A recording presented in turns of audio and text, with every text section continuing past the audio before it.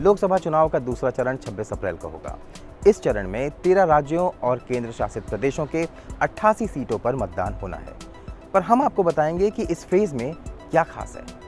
ये phase strong holds का है। 88 में से 34 सीटें ऐसी है जिस पे एक ही पार्टी ने पिछले 3 लोकसभा चुनाव में सीटें जीती हैं।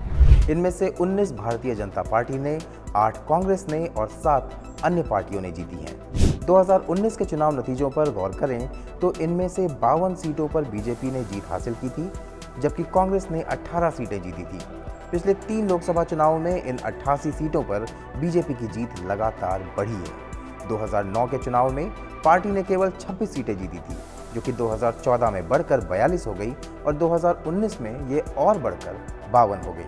इसके विपरीत कांग्रेस की सीटें 2009 में 37 से घटकर 2014 में 20 और पिछले चुनाव में 18 रह गईं। 2019 के चुनाव में बीजेपी ने जिन 72 सीटों पर चुनाव लड़ा था, उनमें से 56 सीटों पर उसे 40% से भी ज्यादा वोट शेयर मिले थे। आइए अब करीबी मुकाबलों पर एक नजर डालते हैं। 88 में से 7 सीटें ऐसी हैं जहां 2019 लोकसभा चुनाव में जो जीत का अंतर है वो 2% से भी कम था।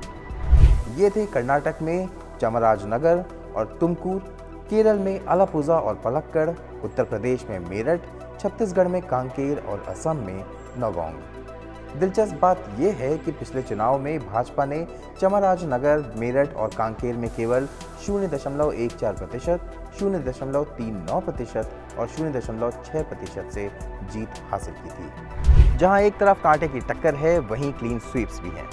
दूसरे चरण में 8 सीटें ऐसी है जहां पर 2019 लोकसभा चुनाव में जो जीत का अंतर है वो 35% से भी ज्यादा था। इनमें से 7 सीट बीजेपी ने जीता था और 1 सीट कांग्रेस ने। वायनाड सीट, राहुल गांधी ने वायनाड सीट 39.5% के अंतर से जीती थी। भाजपा की 7 सीटों में राजस्थान में भीलवाड़ा, राजसमंद, चित्तौड़गढ़ और पाली, मध्य प्रदेश में होशंगाबाद और खजुराहो और असम में दीपू शामिल हैं। ऐसी भी 14 सीटें हैं जहां मौजूदा पार्टी 2009 से लेकर अब तक अपनी सीट को कभी बचा नहीं पाई है।